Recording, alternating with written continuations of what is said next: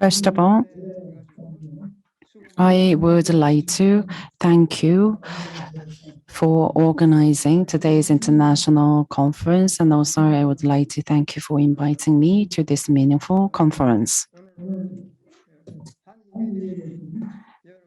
Not only that, I also would like to say that although I cannot see you in person, but it is my pleasure to meet with you online. On the 23rd of February in 1972, I came to the US, so I stayed here for the last 50 years. But since I speak Korean in my house, and also I live as a member of the Korean society, I still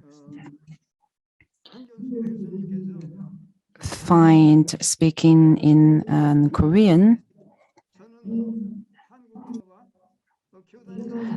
not so comfortable because I teach my students in English, and I would like to ask for your kind understanding that the level of my Korean would be just the level of our high school students in Korea.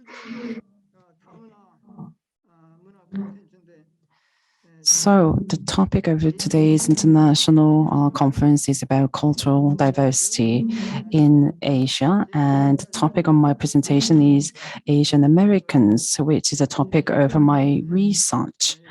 So maybe my topic would be slightly different to the topic of the international conference, but it took me so long to prepare today's speech as I had to draw new graphs and tables.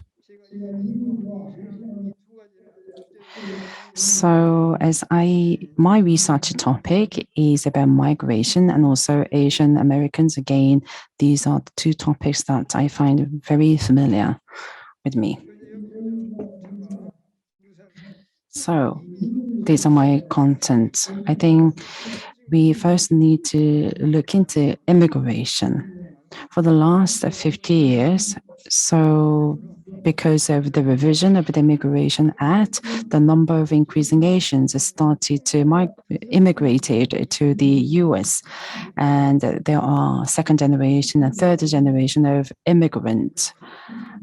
And then the increasing number of immigrants started to become very present and strong in the US society. And compared to white people in the US, the level of income and education and also occupation, Asian Americans hold a higher position than white Americans. But back then, Asian Americans were subject to discrimination in the US, but now the landscape has turned around and Asian Americans cannot be ignored. And 55% of them still married to the same races, but more than 30% of them married to white Americans.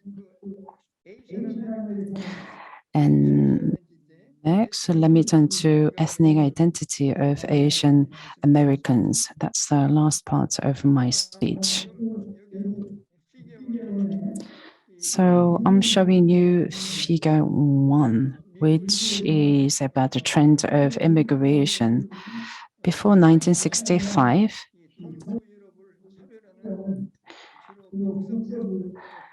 Northwest,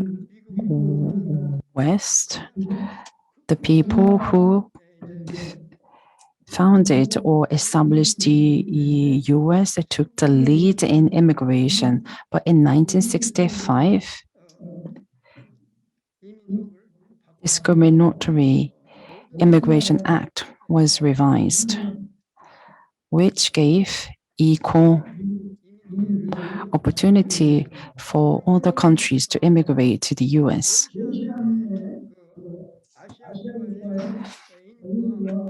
The population of Asia accounts for 65% of the global population, and given the fact, of course, there were so many immigrants who came to the US from Asian countries. Back in 1965, the number was very low, but it has been continuously increasing. In the case of China and India, 70,000, 60,000 immigrants are coming to the US respectively, followed by the Philippines and also Vietnam as well. And when you look at the Korea, back in the 1970s and 80s,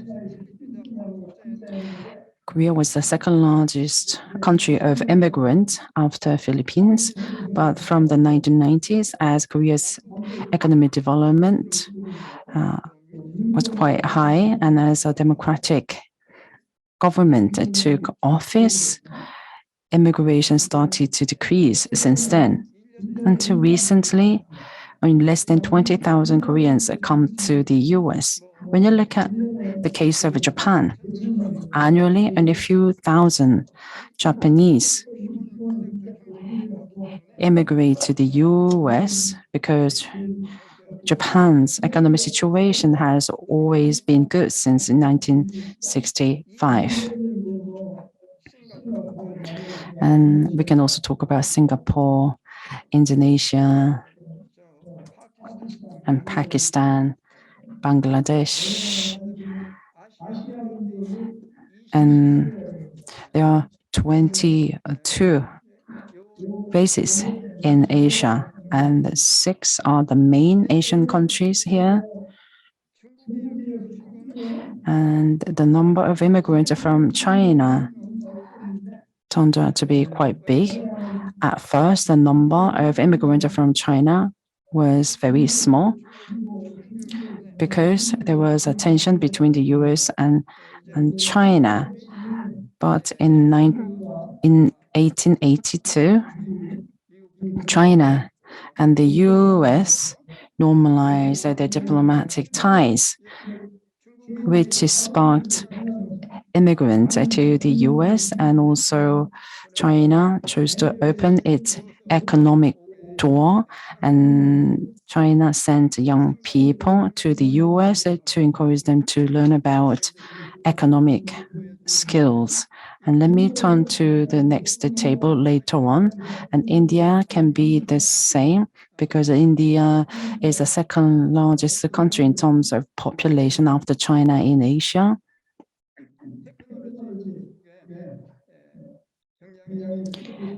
India has so many talent in technology.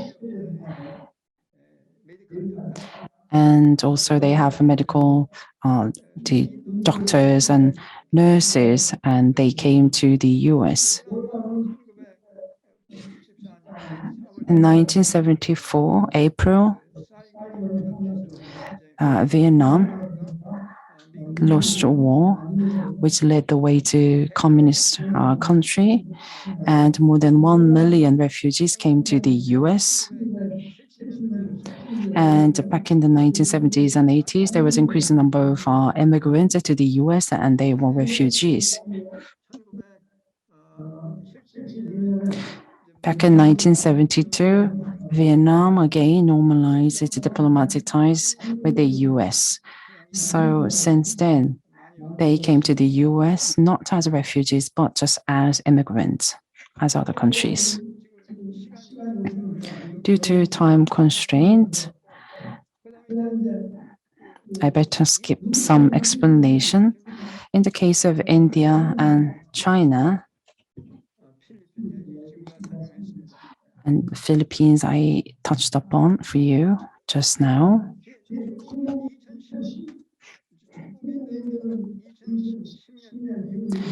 Since 2010, from China, more than 80,000 people came to the US. And in the case of India, annually 70,000 people came to the US. The number will only increase from now on. Followed by Mexican, China sends the second largest number of immigrants to the US, and Mexico sends more than 150,000 people to the US. And India stand the third place. Mexico, China, and India, followed by the Philippines. So recently, the number of immigrants from Asian countries turned out to be quite high. In the case of immigrants from the Philippines and Korea,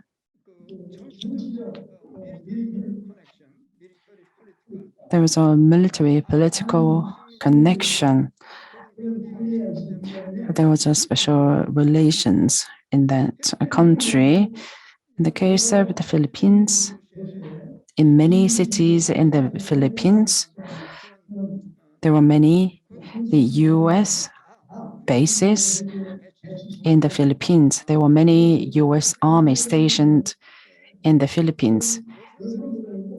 And in that case, 7,000, 8,000 immigrants came to the US after marrying with the US soldiers. And sometimes the men of the Philippines even apply for immigration. And annually, 3,000, 4,000 Korean women married to the US soldiers in the past.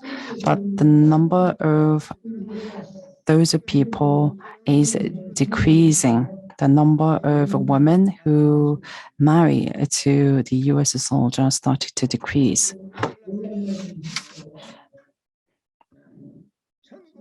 So I talked about you in Vietnam, and in the 1950s, the Immigration Act in the US was revised. In the US, multinational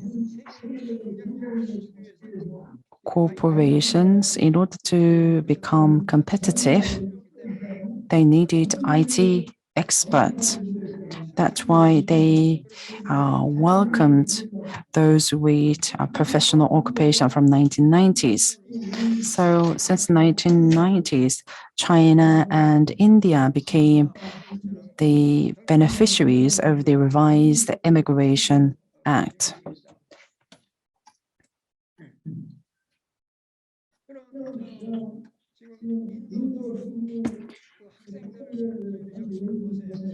Please look at this table. The number of students from Asian and also China and India countries. So the number is over 100,000.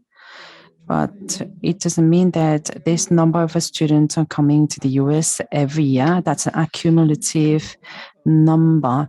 You can see in 2015 and 16, the number of students who are from Asia accounted for 66%. And also in 2014 and 2015, from China, it accounted for 31%, and India, 14%, followed by Korea. Back then, I think it was around 50,000. Now, I think the number is around 30,000 annually. But considering the population of China is 20 times higher than Korea. So when we take that into consideration, the number of students coming to the US is the highest from Korea. When the number was highest, I think it reached 70,000, but the number of students from Korea to US is down to 30,000. Back in 1990, I told you Immigration Act was revised, and it had privileges to those with specialty occupation. So majority of the immigration quota was taken by these people. So when they come, they just change the status of their passport. And I think China and India will definitely stay around the second and third place after Mexico.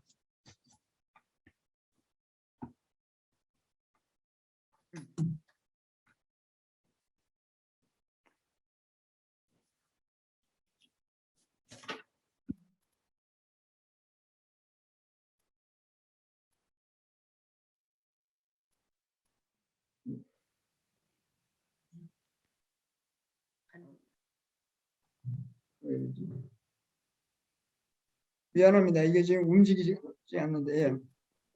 My apology for technical issues.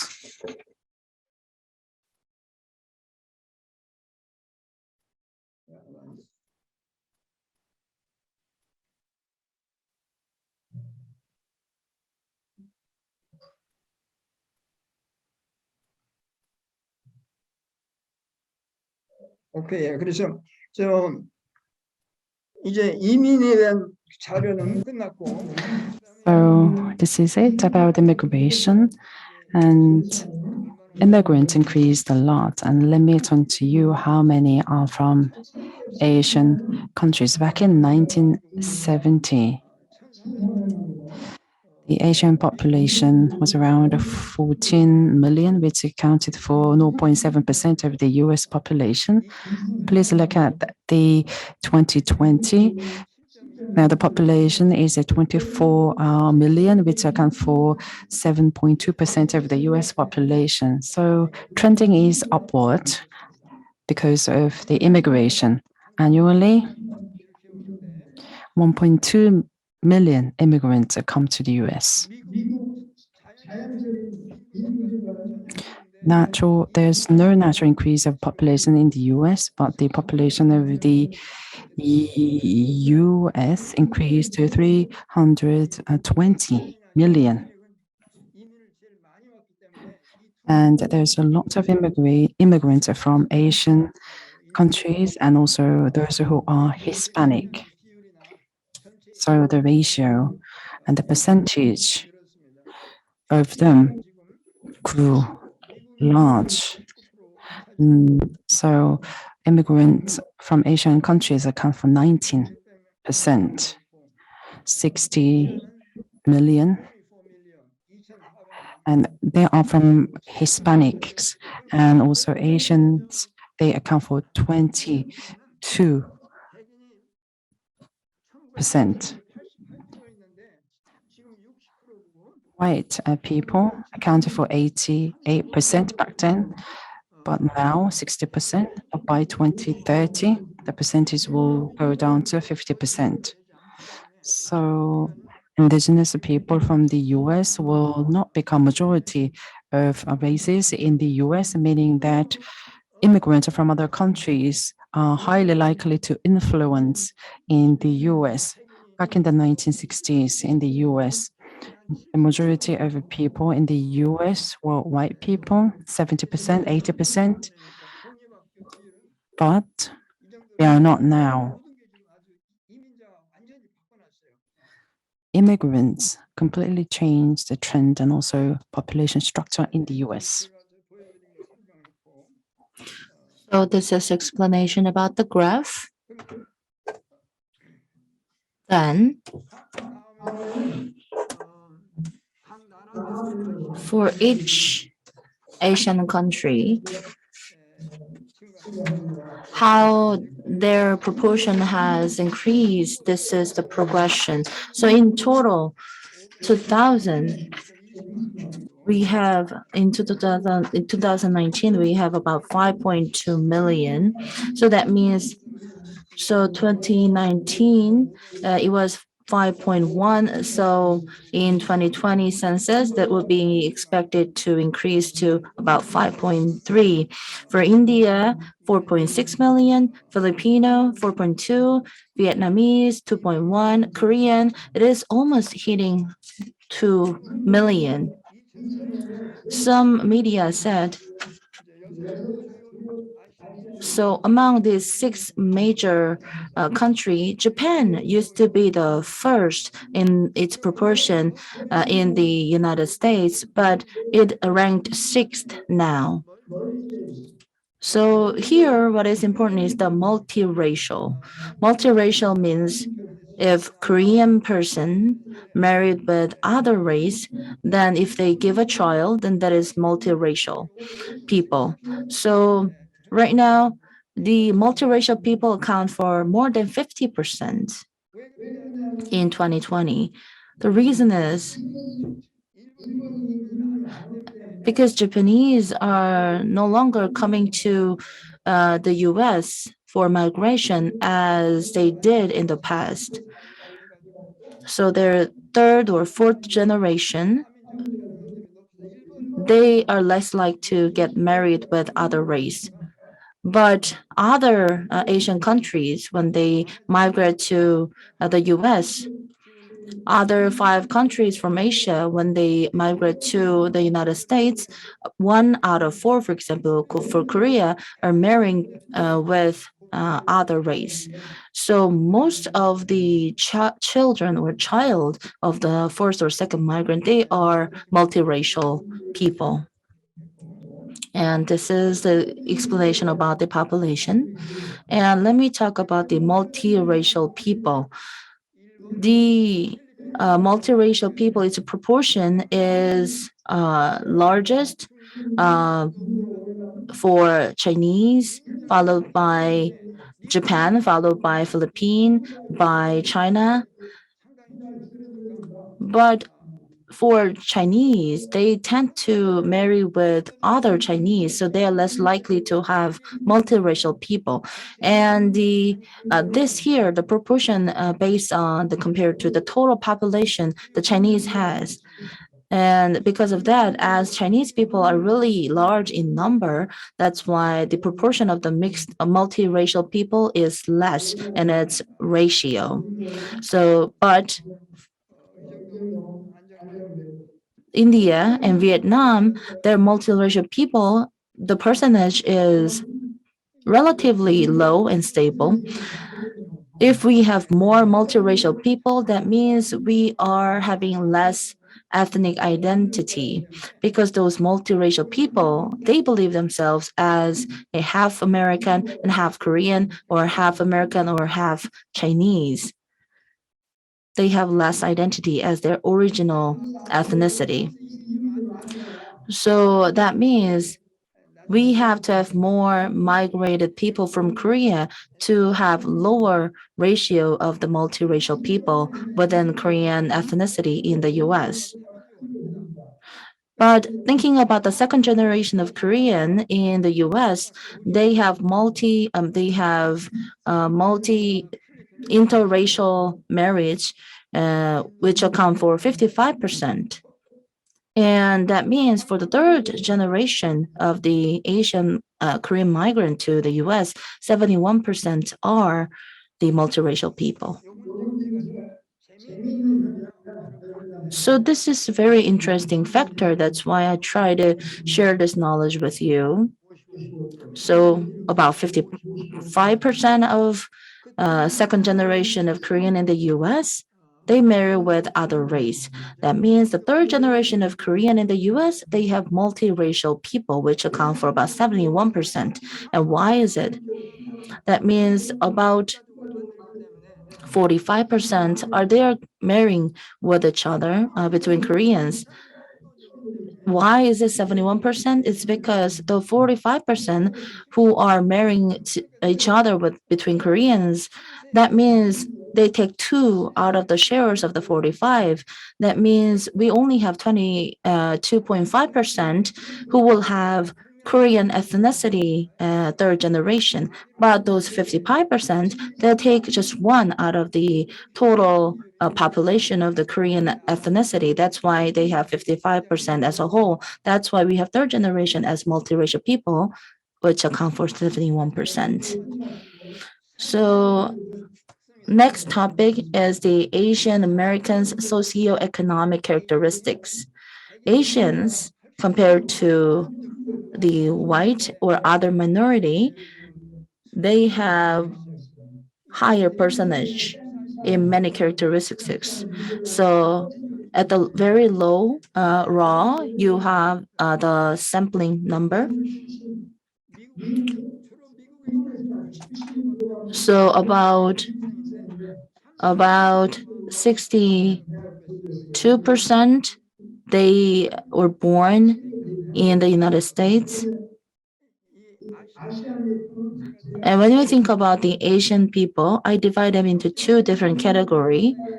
So those from the um, wealthy country and the poor country, for example, Bangladesh, Malaysia,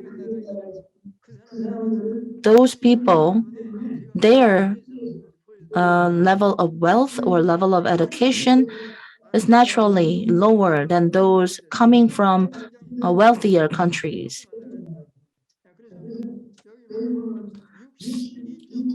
About 62.5% of those who graduated the higher education, the white graduated about 39.2%.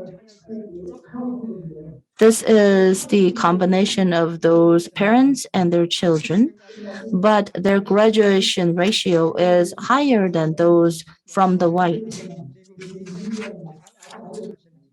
So Asian people, they have higher education background that is really well known in the United States as well.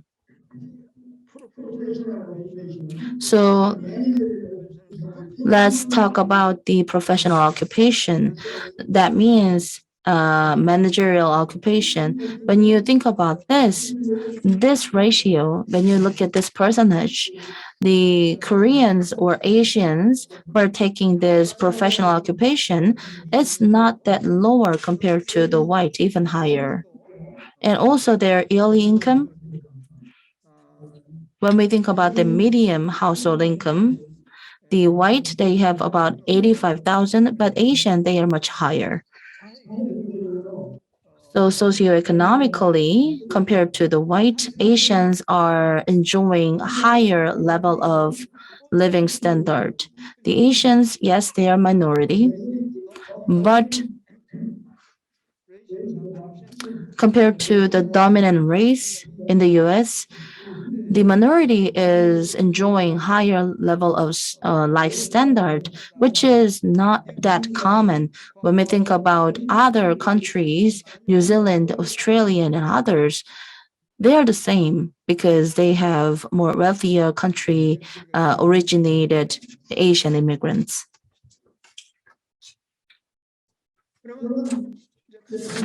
Then let's simply look at why Asians, when we think about the second generations or third generation, their level of academic backgrounds are even higher.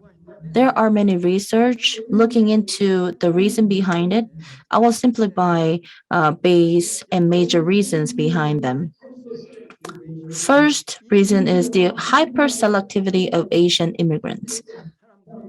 Those immigrants coming to the US from their Asian countries, they are selected and they are really selected people.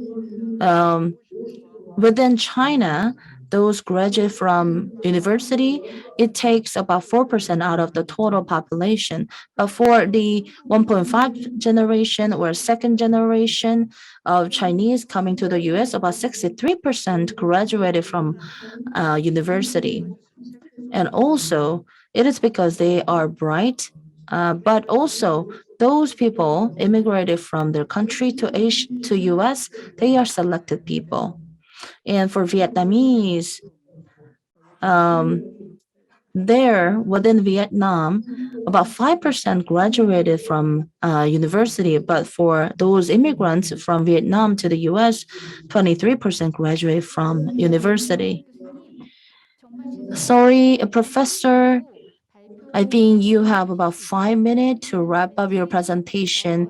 We will have Q&A session to further discuss the topic that you are elaborating. Thank you very much.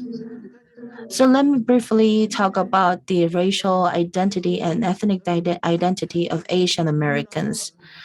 Um,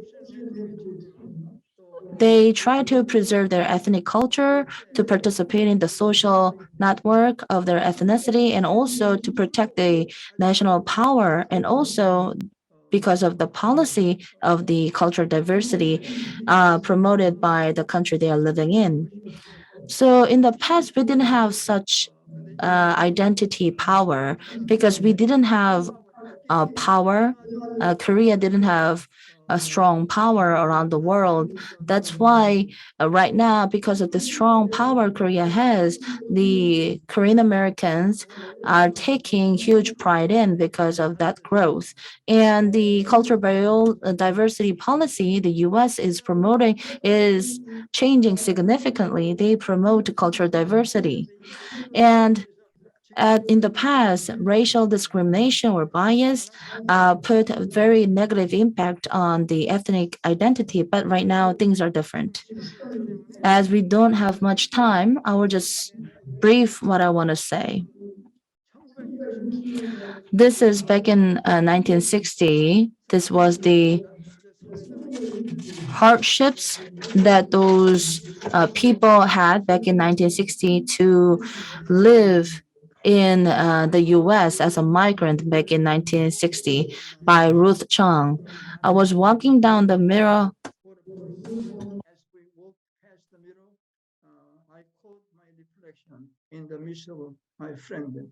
What struck me at the moment was how visibly I was different from them. Because most of the faces I saw around me white, I came to believe that mine was too. In that devastating moment of truth, I was confronted with the reality that no matter how much I tried to deny it, I was inevitably who I was. And it was useless, foolish to ignore that fact. I recognized that in my desire to belong and fit in, I had been deluding myself to the point of thinking that I was actually white. 근데 지금은 이제 이런 사람들 없습니다. But right now, we don't have these kind of people anymore, not as many as we did in the past.